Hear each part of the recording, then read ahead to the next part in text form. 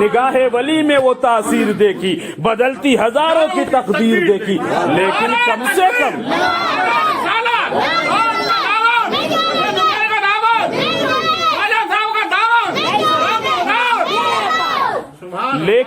سے کم ہم جب کسی آدمی کے بارے میں، کسی مومن کے بارے میں، کسی اللہ و اللہ کے ولی کے بارے میں، چاہے وہ کسی سلسلے کا بزرگ ہی کیوں نہ ہو، جب ہم اس کے بارے میں اچھا گمان نہیں کر سکتے، جب ہم اس کی تعریف نہیں کر سکتے، جب ہم اس کے قصیدے نہیں پڑھ سکتے، جب ہم اس کی شان میں کچھ قصیدے مناقب کی شکل میں پیش نہیں کر سکتے، تو ہرگز ہمیں یہ اتھارٹی نہیں ہے، ہرگز ہمیں یہ اجازت نہیں ہے، ہرگز ہمیں یہ حق نہیں ہے کہ ہم اس کی برائی کریں یا اس کی شان میں گستاخی کریں یا اس کی شان کو ہم کم تر سمجھنے کی غلطی کریں۔ نہیں، یہ تو اپنی خوش نصیبی ہے۔ کوئی مدار پاک کا دامن پکڑ کے خوش نصیب ہے، کوئی غوث اعظم کا دامن پکڑ کے خوش نصیب ہے، کوئی غریب نواز کا دامن پکڑ کے خوش نصیب ہے۔ ہم تو اتنا جانتے، جس نے جس کا دامن پکڑ لیا، اگر وہ ان کے طور طریقے پر چلتا ہے، ان کے نقش قدم پر چلتا ہے، تو اس کی دنیا بھی بہتر ہو جائے گی اور مرنے کے بعد آخرت بھی بہتر ہو جائے گی۔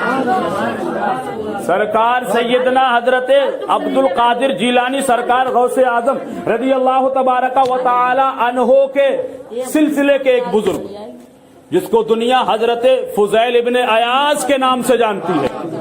میں نے جو آیت کریمہ پڑھی ہے، میں اب اس آیت کریمہ کی طرف لے جا رہا ہوں آپ کے قلوب و اذہان کو۔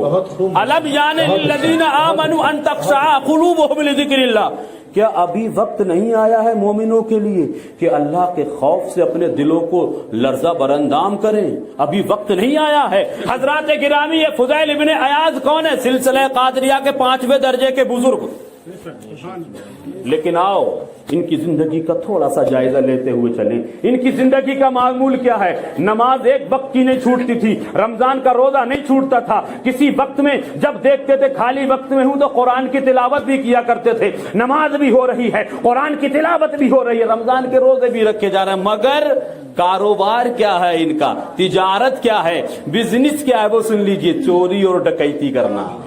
اللہ، ایک بندہ چوری بھی کرے، نماز بھی پابندی سے پڑھے، ایک بندہ ڈکیتی بھی ڈالے ڈنکے کی چوٹ پہ کھلم کھلا، اور رمضان کے روزے بھی رکھے، تراویح بھی پڑھے، 5 ٹائم کی نماز پڑھے، قرآن عظیم کی تلاوت کرے۔ یار یہ کیسا چور ہے جس کی نماز بھی نہیں چھوٹتی؟ یہ کیسا چور ہے جس کے رمضان کے روزے نہیں چھوٹتے؟ یہ کیسا چور ہے جس کی قرآن کی تلاوت بھی نہیں چھوٹتی ہے؟ یہی حضرت فضیل ابن عیاض ہے۔ ان کے بارے میں یہ آتا ہے، جس گھاٹی پر بیٹھ جاتے تھے، جس چوراہے پر بیٹھ جاتے تھے، جس راستے پر بیٹھ جاتے تھے، شام تک نہ جانے کتنے قافلوں کو لوٹ لیا کرتے تھے۔ ایک مرتبہ کا واقعہ ہے کہ آپ قافلے پر تشریف فرما تھے، اور قافلے پر تشریف فرما ہونے کے بعد ایک عرب کے لوگوں کا قافلہ جا رہا تھا، اور اسی قافلے میں اللہ کے نیک بندے تھے، ایک حافظ قرآن تھے، ایک قاری قرآن تھے۔ لوگوں نے کہا فلاں گھاٹی سے مت گزریے گا، وہاں فضیل ابن عیاض دھاک لگائے ہوئے بیٹھا ہے، وہاں فضیل ابن عیاض تمہاری جان کو بھی لے لے گا، تمہارے مال کو بھی لوٹ لے گا، تمہارے قافلے پہ حملہ آور بھی ہو جائے گا،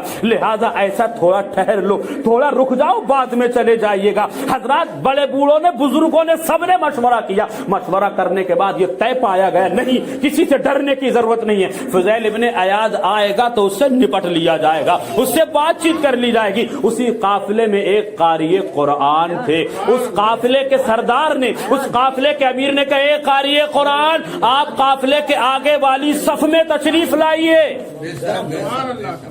آپ قافلے کے آگے حصے، آگے والی صف میں تشریف لائیے۔ انہوں نے کہا کیوں؟ اس لیے ہم نے یہ سنا ہے کہ فضیل ابن عیاض قرآن عظیم کو سنتا ہے تو دل اس کا پسیج جاتا ہے، دل کے اندر نرم گوشے پیدا ہو جاتے ہیں۔ ایک قاری قرآن، آپ قرآن کی تلاوت کیجیے۔ قرآن عظیم سے کل بھی مدد مانگی جاتی تھی، آج بھی مدد مانگی جاتی۔ قرآن آیا ہے بندوں کی ہدایت کے لیے، قرآن آیا ہے لوگوں کو صراط مستقیم پر گامزن کرنے کے لیے، لیکن آج ہمارے سماج میں کیا ہو رہا ہے؟ ذرا گھر میں کسی کی پائل چوری ہو گئی، کسی کا پینڈل چور گیا، کسی کے کنڈل چور گئے، کسی کی جیبری چور گئی تو چھٹا قرآن عظیم کی قسم کھا کے۔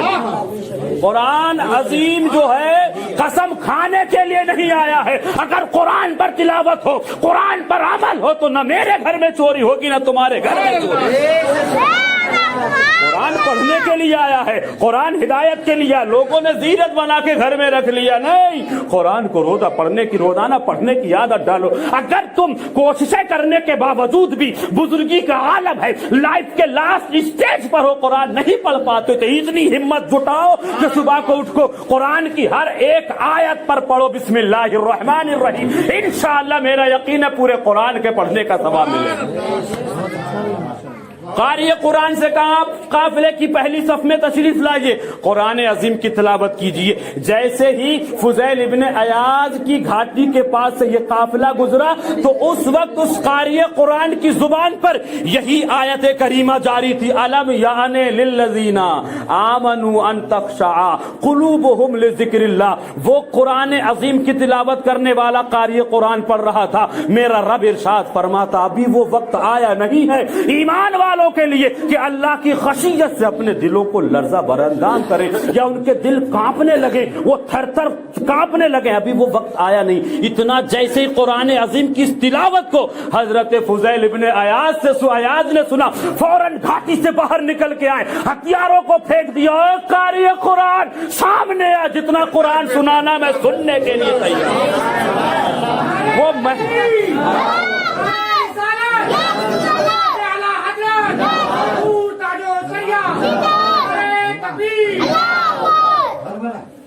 اس نے فضیل ابن عیاض نے گھاٹی میں سے نکل کر, وہ قاری قرآن وہ میں ہی ہوں جس کا دل ابھی تک نہیں پسیجا تھا, وہ میں ہی ہوں جس کے دل کا گوشہ بڑا مضبوط اور گرم تھا, لیکن آج تیری زبان سے قرآن عظیم کی اس آیت کریمہ کو سن کر کے میرا دل پسیج گیا ہے, میرا دل نرم ہو گیا ہے. آؤ گھاٹی سے نکل کے سارے ہتھیار پھینک دیے گئے, اعلان کر دیا گیا جس کے قافلے فضیل ابن عیاض نے لوٹے اپنا مال سب واپس اٹھا کر کے لے جائے.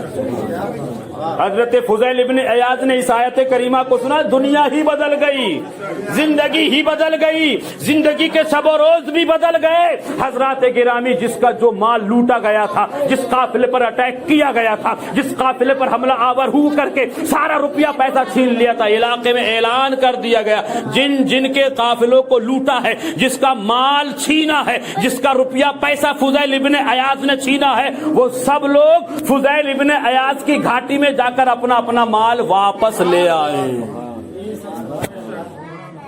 آدمی سچے دل سے توبہ کر کے تو دیکھے, چوری ہو, ڈکیتی ہو, شراب نوشی ہو, چغل خوری ہو, غیبت ہو, زناکاری ہو, بدکاری ہو, بد کرداری, کچھ بھی چھوٹے سے چھوٹا گناہ کیوں نہ ہو, بڑے سے بڑا گناہ کیوں نہ ہو, اگر بندہ سچے دل سے توبہ کر لے تو خدا کی قسم اس کی زندگی بدل جائے گی. اور وہ توبہ جس کے بارے میں میرے آقا ارشاد فرماتے ہیں, التائب من الذنب کمن لا ذنب لہ, گناہوں سے توبہ کرنے والا ایسا ہی ہو جاتا ہے جیسا کہ اس نے کوئی گناہ کیا ہی نہیں.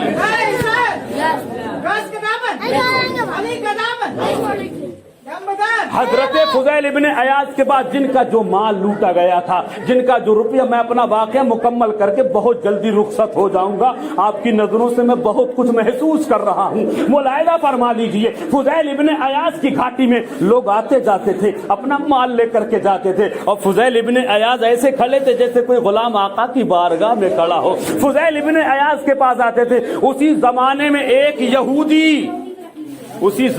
ایک یہودی جس کا مال نہیں لوٹا گیا تھا, جس کا روپیہ پیسہ نہیں چھینا گیا تھا, جس کے قافلے پر حملہ نہیں کیا گیا تھا, اس نے ایک تھیلی میں کچھ کنکریاں, کچھ اینٹ کے ٹکڑے, کچھ پتھروں کی ٹھیکریاں رکھی, اور رکھنے کے بعد حضرت فضیل ابن عیاض کے قریب میں لے جا کر کے دور سے پھینک دی. اور پھینکنے کے بعد یہی یہودی حضرت فضیل ابن عیاض کے پاس جاتا ہے, عرض کرتا سرکار آپ نے میرا بھی مال لوٹا تھا, آپ نے میرا روپیہ پیسہ بھی چھینا تھا, آپ نے میرے قافلے پر حملہ کر کے میرا مال لوٹا تھا, لہذا مجھے میرا مال بھی واپس کر دو. حضرت فضیل ابن عیاض پوچھتے بتاؤ یہ سارا مال ادھر رکھا ہوا ہے, تمہارا جو مال ہو اٹھا لو. کہا نہیں حضور, آپ کے پاس میں جو تھیلی ہے نا اس میں میرا مال ہے, اس میں میرا پیسہ ہے, آپ اٹھا کے دے دیجئے گا. آپ نے میرا مال لوٹا ہے, آپ ہی اٹھا کر کے دے دیجئے گا. فضیل ابن عیاض کہتے ہیں یار یہ کیا معاملہ معاملہ ہے, لوگ اپنے سامان کی پہچان کر کے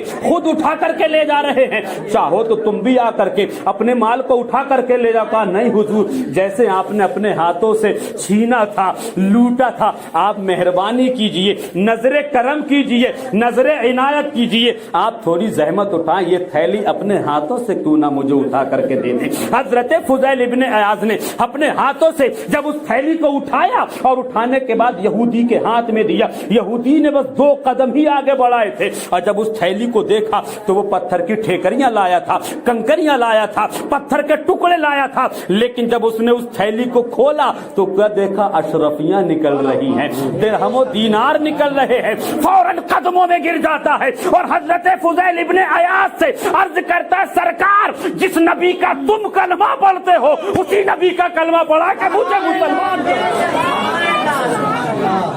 حضرت فضیل ابن عیاض فرماتے ہیں, میں نے ایسا کون سا عمل کیا, میں نے ایسا کون سا کام کیا, اتنے 2-4 منٹ کی لمحہ 2-4 منٹ کی ملاقات میں تو نے ایسا کیا دیکھا جو تو کلمہ پڑھ کے اپنے باپ دادا کے دھرم کو لات مار کے اسلام میں مشرف با اسلام ہو رہا ہے, اسلام میں داخلہ لے رہا ہے, کلمہ پڑھ کے مسلمان ہو رہا ہے, مسلمان ہونے کی وجہ بتلاتے.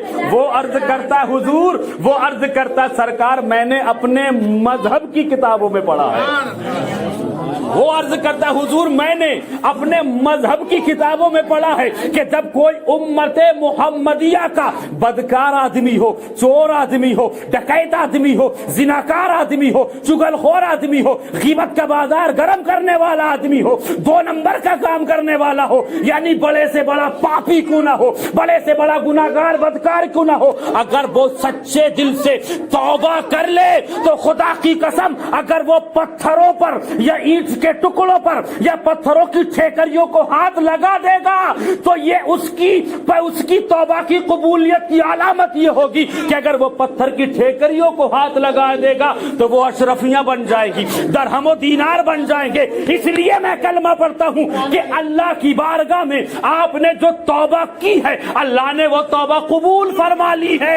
اگر قبول فرما لی ہے, میرا کوئی مال نہ تھا, میرا کوئی روپیہ پیسہ نہ تھا, میں تو پتھر کی ٹھیکریاں لایا تھا, لیکن آپ کے توبہ کے قبول ہونے کی پہچان میں نے دیکھ لی. پڑھا تھا میں نے اپنے مذہب کی کتابوں میں, دیکھ رہا ہوں اپنے ماتھے کی نگاہوں سے, میں نے دیکھ لیا ہے کہ جب نبی کریم صلی اللہ علیہ وسلم کے ایک امتی اپنے گناہوں سے توبہ کر لے اور اس کی توبہ قبول ہو جائے تو پتھر کو ہاتھ لگا دے تو وہ اشرفیاں بن جاتی ہیں. میرا کلمہ پڑھنے کی وجہ یہی ہے, اس لیے آپ اپنے نبی کا کلمہ پڑھ کے مجھے اسلام میں داخل فرما لیجیے. حضرت فضیل ابن عیاض رضی اللہ تبارک و تعالی عنہ نے اس یہودی کو اللہ کے پیارے رسول صلی اللہ علیہ وسلم کا کلمہ دیا اور ارشاد فرماتے, پڑھو دل کی عطا گہرائی سے, صدق و دل سے, اشہد ان لا الہ الا اللہ محمد الرسول اللہ صلی اللہ علیہ وسلم. یہ بزرگان دین باتیں بہت ساری ہیں لیکن وقت میں بالکل بھی گنجائش اور وقت مجھے اجازت نہیں دیتا ہے. پھر انشاءاللہ کسی اور موقع پر میں گفتگو کروں گا, پھر بھرپور طریقے سے آپ کی خدمت کرنے کی کوشش کروں گا انشاءاللہ.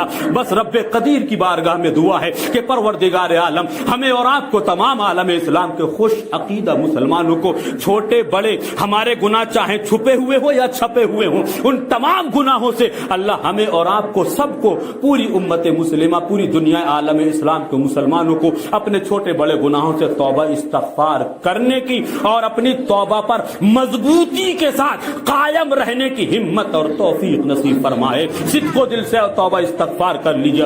استغفر اللہ ربی من کل ذنب و اتوب الیہ. مولا میرے بولنے میں قصدن صاحبن کوئی چھوٹی بڑی غلطی ہو گئی ہو, مولا سب سے پہلے اس کو اپنے خاص فضل و کرم سے معاف فرما کر اپنی بارگاہ میں قبولیت کے منصب پر فائز فرمائے, اور پھر اس گفتگو پر مولا ہم کو اور آپ کو سب کو عمل کرنے کی ہمت اور توفیق نصیب فرمائے. خوب کی سیر چمن پھول چنے شاد رہے, باغواں جاتا ہوں گلشن تیرا آباد رہے, رہا گلشن تو پھول کھلتے رہیں گے, رہی زندگی تو انشاءاللہ ہم اور آپ ملتے رہیں گے. اسلام زندہ باد, مسلمان پائندہ باد, وما علینا الا البلاغ. السلام علیکم ورحمۃ اللہ.